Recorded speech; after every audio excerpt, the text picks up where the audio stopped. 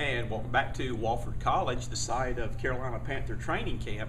Well, Bill, we're almost a week into training camp now. Had several practice. The team put the pads on this week, though.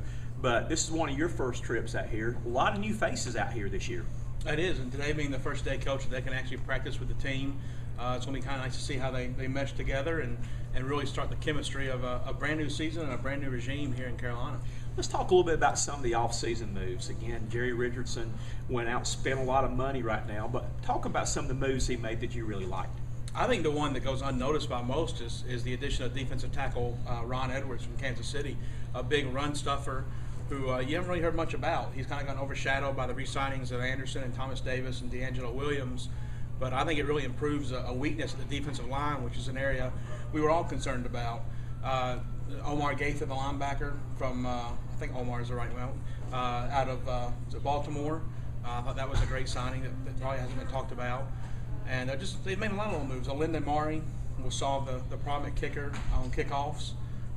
So I like the moves they've made, along with re-signing guys like Charles Johnson and D'Angelo Williams. And you mentioned that's big too, that yeah, there's a lot of new faces, but they kept some of the old faces that really needed to be kept if this organization is going to rebound and rebuild and regrow. Yeah, and I think they did what they had to do. Charles Johnson, D'Angelo Williams were two guys that they had to come out right away and re-sign and bring back. They've locked up John Beeson for 5 years, James Anderson, Thomas Davis. You really see a nucleus of this team being kept together. And, of course, Cam Newton brings an excitement, and the addition of Derek Anderson also, I think, will improve the quarterback depth. The experience that he has with this system, he can help Clausen and Newton. And I really like what they've done in the offseason moves, and don't think they're quite done as of today. I think we'll see a couple more moves, mainly cornerback, before it's all said and done. The team will be improved this year.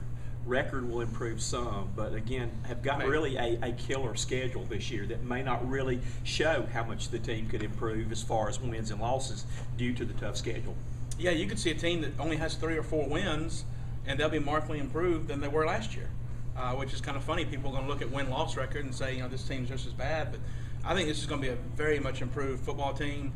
Unfortunately, with, like you said, the schedule, we might not see it on the record books.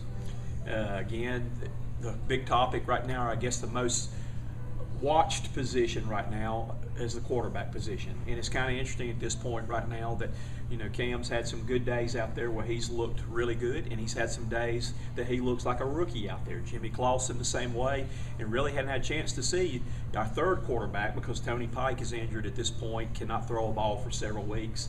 And Anderson coming in has not had a chance to take any snaps yet due to the rule of not being able to play yet.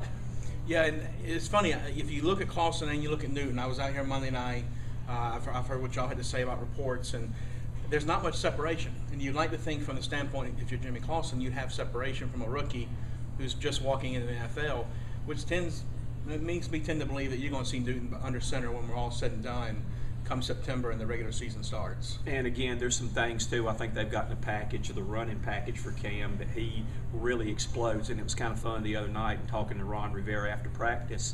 The question was asked, what do you think of Cam Newton? And his response was, wow. Yeah, and like we talked about before, and especially what you've said, the additions of Shockey and Greg Olsen at tight end are really going to benefit Cam Newton because he'll have a weapon over the front. And those are always those dump down guys the quarterbacks look to, sometimes second, third, fourth reads. And what an easier transition for a rookie quarterback to have those guys to lean on when you might have a little pressure coming from your backside and you have to dump it real quick. It's nice to know that you got some weapons for him and also his scrambling ability, which will be utilized. Behind the scenes, I guess a lot of the fans don't realize that these guys are fairly close, that Ron Rivera's made the comment, the family type atmosphere and all, and it's kind of interesting that there was a little scuffle on the field the other day, that 3 guys who you would think are your leaders of your team were exactly that. Jordan Gross came over, got a hold of him. Steve Smith got a hold of the offensive guy and pulled him aside. John Beeson got a hold of the defensive guy, though. But I think this crowd this year, even with the new additions, is going to be a very close-knit group. Yeah, I mean, scuffling happens. You practice with the same people every day. It's kind of like you have brothers or sisters at home, and you're around each other during the summer too much, and you have a bad day or something. So I don't think that's necessarily a bad thing. It shows some intensity and some fight with these guys. We've seen the difference just talking to them in attitude, how much more laid back and relaxed they are. They look like they're enjoying training camp again. And I think that's going to go a long way in the team unity and and maybe a long way in getting this team to be improved on the field this season as well. From a coaching standpoint, you worry if you don't have scuffles right there. As a coach, you actually like them. I used to enjoy slowly getting over there to break them up and like that, just to kind of see that fight in the teams and like that. But, you know, excitement right now seems to be back right now. Football's been gone for a while. Football was gone all last season in Charlotte, even though they played 16 games. A very disappointing year, though. But the key word I had yesterday in talking on our wrap-up show was enthusiasm, and there's a lot of that right now with the fans, the owner, the president of the team, the coaches, players, all the way down. Right now, the enthusiasm's good. Yeah, I think the biggest thing you said was players. I mean, you know, when you see a guy like D'Angelo Williams, who's been through this for, you know, years, and this is his old hat, he looks like a rookie almost, the way he's enjoying himself.